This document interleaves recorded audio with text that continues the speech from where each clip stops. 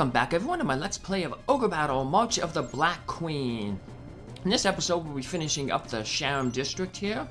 We did a lot of fighting in our last episode, but we still have some more of the enemy forces to rout and more temples and cities to liberate. So, start off with this temple here. We get a judgment card. It's a white magic card. So, I'll go over the importance of different magic unit elements in a little bit.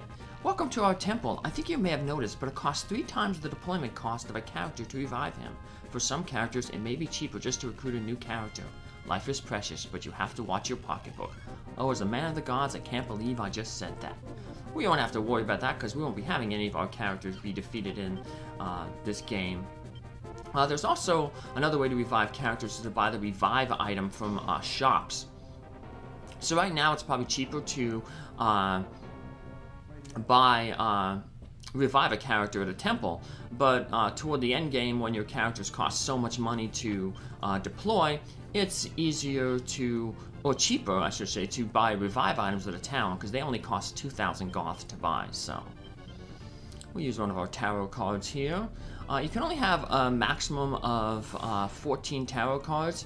If you get another tarot card, draw a tarot card after you have 14 max, the game will give you the option to either keep the card that you just drew and get rid of the one in your deck, or to just ignore the one that you just drew. So, it's important to use tarot cards here and there, but you don't want to use tarot cards when you're when they most likely will be able to defeat the enemy unit, because then the experience ends up going to your opinion leader, in this case Orpheus, and we don't want that because we want Orpheus's levels to be low so that when we do finally start leveling him up, he'll get a massive boost to his charisma and alignment, which will make him a much better liberator. So he'll put a much more friendly face on the army when he goes and liberates towns. And so I mentioned about that white magic card, the judgment card. White magic is going to be very important, especially in potentially the next campaign, the next map. After we defeat this map, we're going to have a route split. We have 2 different areas that we can go to.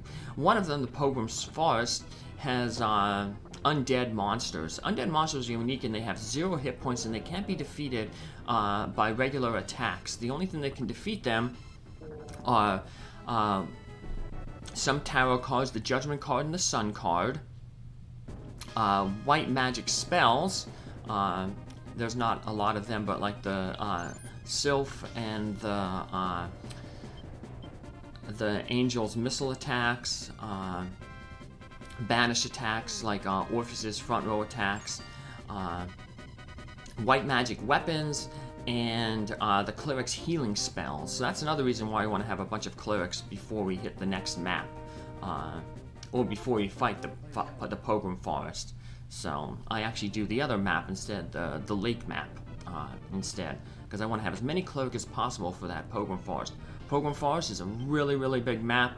Like I said, that's when the game kind of really throws it at you. So the enemies are pretty much the same level-wise in the Pilgrim Forest and the lake. But Pilgrim Forest is just a much, much bigger map, and with the inclusion of undead, it makes it a little bit harder. So. But anyway, I mentioned about you can also use white magic weapons. Weapons actually have they can have one of the elements associated with them as well, and you can tell what element is associated with a weapon based on the little flash that may occur when you make an attack with that weapon. So, for instance, if you have a weapon that has a black element associated with it, for instance, that relic sword we found earlier, that's a black element weapon. It gets a little bit of a black flash when you use it. If it's a white magic weapon, you get a little bit of a greenish flash. A fire-based weapon does a red flash. Ice-based weapon does a bluish flash, and a thunder-based weapon does purplish little flash. So, weapons, the element that a weapon has can sometimes backfire on you. Say like you're fighting an ice giant, you have an ice weapon, you'll do less damage, but for the most part, early game here like this, you're more interested in the extra bonus that the weapon's going to give you. So, how could a wonderful warrior like Gilbert sell to the Empire? It seems there's a warrior called the Wind Rider in the army led by Gilbert. His name is Canopus. I wonder if he should know something about what happened. Canopus, there's a little side quest of things you have to do to get Canopus in your army. And you want to get Canopus in your army because, one, the unit he comes with is going to come with another Griffin, and more high-flying units are good. He also comes with 2 Hawkmen. They're small unit, they're small characters that can fly. And then we come with Canopus, who is the advanced Hawkman, the good advanced Hawkman, an Eagleman. And Canopus is pretty good as a a special unit. So yeah, but we won't be using the special units. But he's a good special unit to have. He's very agile, which means he'll hit pretty good. He has good strength, and he has a really high luck. Luck can help determine whether you get an item in a temple when you liberate a temple. Sometimes you'll notice that when we liberate a temple, it'll say you found an item. Well, that's tied to your luck stat. So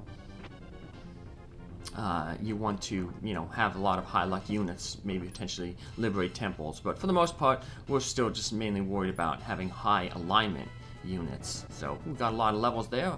We should be able to turn those Amazons now into clerics. So, yep, as long as they have more than 50 charisma and 50 alignment, they can turn into clerics. So we'll turn them into clerics there. That'll help out when we go to the Pilgrim Forest. It'll help the survivability because now we can spread out our clerics to more different units. But we won't need all these clerics in the front row. So one thing we can do is we can rearrange our clerics. And clerics, their physical attack automatically is white magic elemental. So their physical attack can automatically take out ghosts. Or undead, so there's ghosts and skeletons. We can also sort of shift units around a little bit, so if we want, like this unit right here doesn't have a cleric, so we can give this unit a cleric, we can swap characters out. If you place 2 units next to one another, a new option pops up on the map to switch characters within a unit. And you can just flip characters, so for instance, we can probably switch out that Amazon there in the back, and put her in the unit with the 3 clerics now, and then give this unit a cleric. So we can alter our units slightly while we're on the map. We don't have to wait between campaigns to alter our unit composition. So let's liberate this town, see what we pull. A magician. That's going to help the intelligence of Orpheus. And that's good because all the damage based on tarot cards are based on the Lord's stats, so. Hey, it's Canopus, so you're that group of barbarians, the rebel forces, huh? Just what do you think you're fighting for? Honor? Nah. Freedom, then? No. Justice? Yeah, justice, you say, ha. How can bloodthirsty barbarians like you talk of justice? Anyone who speaks of justice is still a child. You're all just a bunch of children. Long ago, there was a war unlike anything we have ever seen. Who do you think was on the side of justice? The side who won, that's who. Justice is created by power. There's no justice for the weak. Anyway, I've given up fighting. Whether the continent is ruled by the Emperor or the rebels is no concern of mine. Doesn't matter what we pick there. He kind of scolds us and basically says, I'm done with fighting. So it doesn't matter. I just chose the last option to show off the, the different options that he gives. So, there's a death card. That's a terrible card. We want to probably end up just getting rid of that. Death will, basically, I think if the character is an enemy is down to below 1/10 of their max hit points, it'll automatically defeat them. However, it won't do any damage for characters who have more than that hit point threshold. So I'll just use it there to get rid of. That's one card that you really never want to ever have, because once again, all the experience goes to your lord if you defeat an enemy with the tarot cards. So, and we got our clerics in there in the background. When they in the front row there, her Ankh attack is white magic. So we'll see if that, like, we'll get a little green flash if she attacks again here. But no, she already made her 2 attacks. So that can take out your undead enemies. Also, clerics in the back row can take out undead enemies with their healing spells. As long as you don't have your tactics set to strong, the cleric will use their white magic instead of healing to potentially eliminate all the undead in an enemy unit. So, unlike healing right now, which only targets 1 character, when they use their healing on the undead, it has a chance to take out all the undead in a unit. So it can wipe out, 4 undead at a time. Undead can't be unit leaders, so you can have a unit leader with 4 undead with it. So that's usually how the enemy's gonna stack their undead units. Undead units are really good for leveling because the only way you can defeat undead units are, through the white magic weapons or the cleric's healing. So usually what the game does is they make the undead units a little bit stronger in terms of level than other units in the thing. So right now we're fighting, say, level 4 and 5 enemies. If they were undead in this level, they'd probably be like level 8. Because they know that, like, you can easily take them out with a cleric and white magic. So they usually artificially boost the levels of the undead in a map to give you a lot of extra bonus levels. So yeah, they're really good for leveling up. So, and that's actually how we're going to end up leveling up Orpheus. And the Griffin in his unit will give the Griffin a white magic weapon, because in the Pilgrim Forest there was a lot of neutral encounters, and all the neutral encounters, except for ones in the mountain, are of undead monsters, and they're really high level compared to your levels. So just wiping them out with that white magic weapon or Orpheus's banish spell from the front row. Yeah, do that, you'll gain a lot of alignment and a lot of charisma. So, and we can also do that when we want to say we have a unit that might be lacking a little bit. Say, like I said, we updated all these Amazons to clerics. Let's say we have an Amazon who maybe they're at a threshold of, say, like 46 alignment, and we need to get them up to 50 to get them to be a cleric. Well, we can have them go out with a white magic bow, or white magic weapon, doesn't have to be a bow, and then have them defeat one of those undead ghosts or skeletons. Boom, they get a lot of alignment. Now we can change to the cleric that we want them to be. So.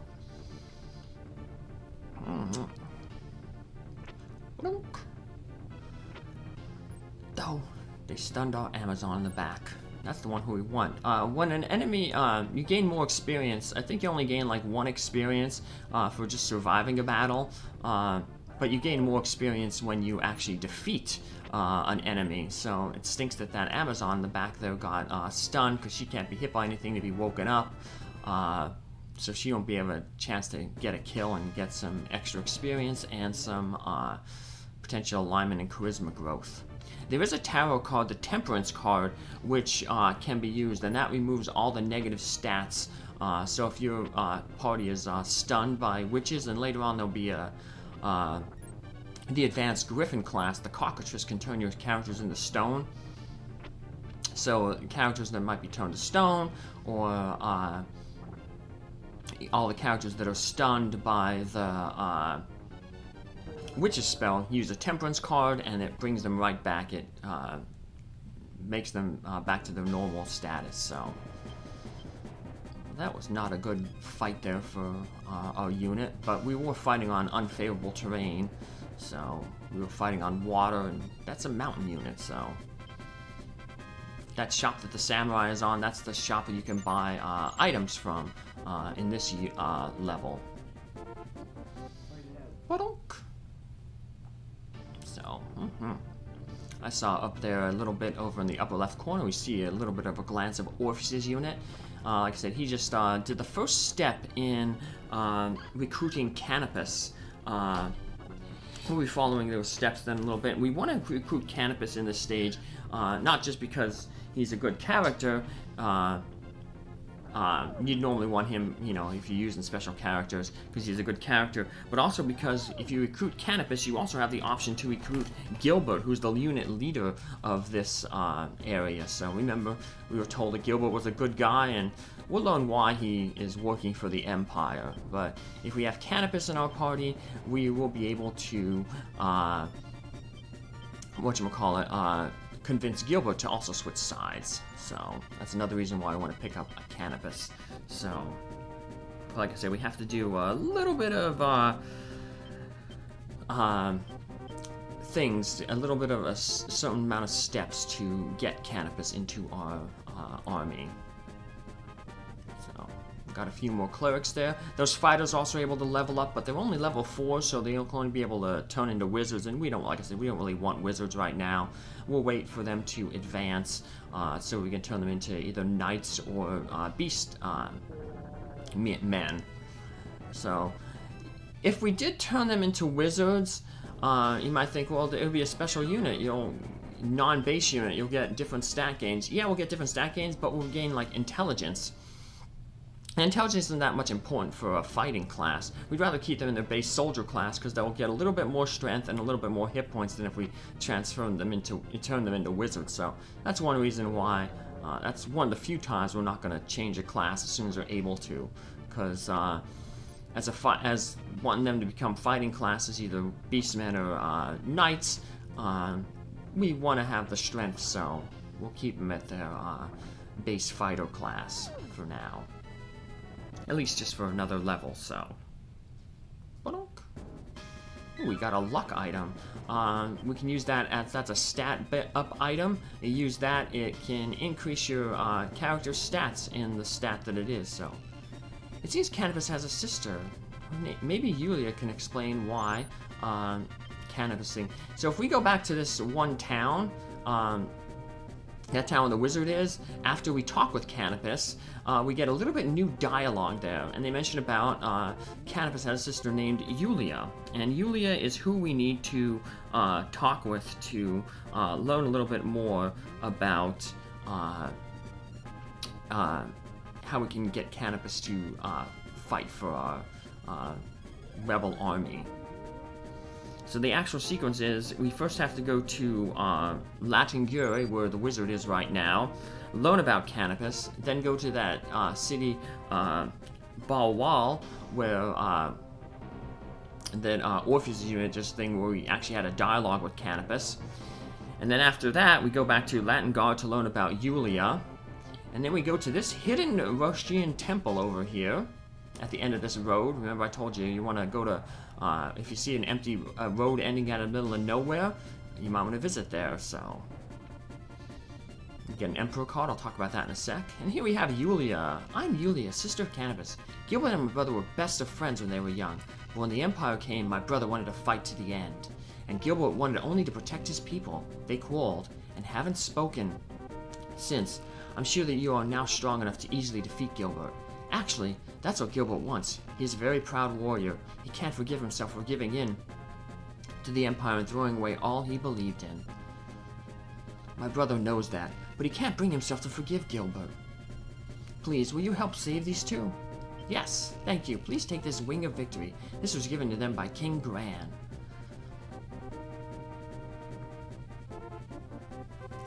And this is the item we're going to have to return back to Canopus. If you show this to my brother, it should reawaken his pride. Please give my brother a chance to save Gilbert. So we get the wing item, and now we're going to fly back to Balwal with the wings, and Canopus will see that, and he will join our army. So, that Emperor card that we just picked up, what that does is it gives all your characters an extra attack in battle. So your little fighters in the front who normally have 2 attacks, they will now have 3. Clerics will heal 3 times in the back row, and so forth and so on. So, Triumphant card. There's no temple to the west of Percival, the Emperor's base here. A really cute girl lives there too. What was her name? Yulia, maybe?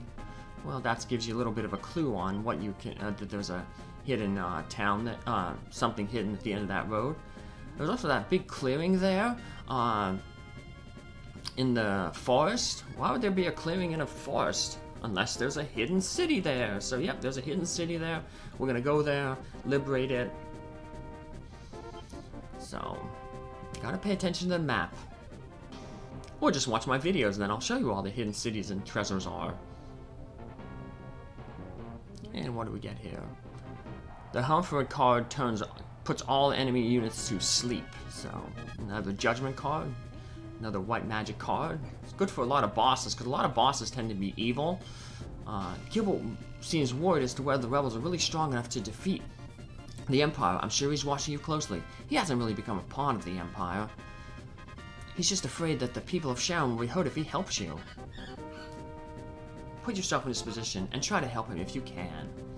And the way we can help him is, like I said, if we recruit Canopus. Because if we have Canopus in our party, one, we'll get some special dialogue when we have a fight. The wings of victory. So you've met my sister. Gilbert and I were very close. We swore to be friends until death, but he threw away his beliefs in the face of the Empire and joined them to save his people. No, I don't blame him. I understand how he feels so well that it hurts. I can't allow Gilbert to be killed. He saved my life once. I must stop him. It's my turn to save his life. Please let me join the rebellion. Absolutely. Thank you. I swear to fight with you for as long as I live. Well, you won't be doing much fighting with us, but we will happily accept your help and your units. Your units who come with you will be more than happy to have them help us out. So, yeah, after this battle, we're gonna change out our units. Since we have a whole bunch of units that have advanced, we may want to change the composition and rotate who's going in and out of our party. If we just keep using the same characters over and over again, well, then they're going to get really strong, and when they get really, really strong, then they'll get penalties for when they'll lose charisma and alignment, and then that may block off some of their advancements. So we want to remove all our weapons here, because we're going to be giving these weapons to Canopus's unit, because we're going to have Canopus's unit fight the boss. You don't necessarily have to have Canopus's unit fight the boss and defeat the boss, Gilbert, to get Gilbert to join your party, but you do have to have Canopus recruited into your army. And we're still going to deploy Canopus's unit, though, because we will get some special dialogue if we use Canopus's unit to confront Gilbert's unit. So we got some good powerful items there. When you have an item, you can press select and it'll tell you what that item does. So for instance, but I have a little chart here that tells me what it is anyway. So the Sigmund sword gives you plus strength 19, and it is a thunder based element. So the relic sword is black, and that gives plus 25 strength and negative 16 intelligence. So you never want to put that, obviously, on a thing that any character that uses their intelligence to attack. So, and we're gonna have to the way that Gilbert's unit is set up is he's going to be in the middle, kind of where Canopus is, in the back row, and he's going to be surrounded on his left and his right by these two warm enemies. So in order to hit Gilbert, we're going to put our two Hawkmen kind of stacked in the middle there. And then Canopus has a targeted magic attack, Thunder. And then the Griffin from the back row does a all-hit wind attack. So this way we positioned our characters in Canopus's unit to be able to all be able to hit to be able to hit Gilbert. So if we had the Hawkman in the front row there on the left and the far left and the far right, what would end up happening is they wouldn't be able to strike the middle. So if you want to remove an item from a character in battle there, like that Mystic Staff we just did, we just select an empty slot in the equip items, and basically equipping an empty slot onto a character, and then that removes the whatever item was already there. So we'll take off that Mystic Rod. It gives a little bit of intelligence boost, So we're just going to give that to Canopus because from the back row there he has that intelligence-based Thunder Arrow spell. So we're just going to boost that to just make his damage a little bit better. So like I said, we'll be disbanding all these units that we have. You can disband units one character at a time, but if you just want to get rid of the entire unit, you can just select the unit leader, and that takes care of them all at once. So here's Gilbert there. He's the guy obviously in the middle there. Spoiled that earlier, but... Oh, we actually met the unit. Why must you rebel against the Empire? I understand why you hate them. I feel the same. However, I must protect my people and the people of Sharon. If you're intent on destroying the peace, I must fight you. So, there he is. We're just gonna run away. So, now we'll be able to see what Gilbert's stats are, at least his level and his hit points are. So, he's level 6, 120 hit points. So, Beastmen are pretty interesting in that they help if they're in a unit with beasts in it. They if they're in a unit with beasts in it, they help increase the performance of the beasts. And they also have a very high strength growth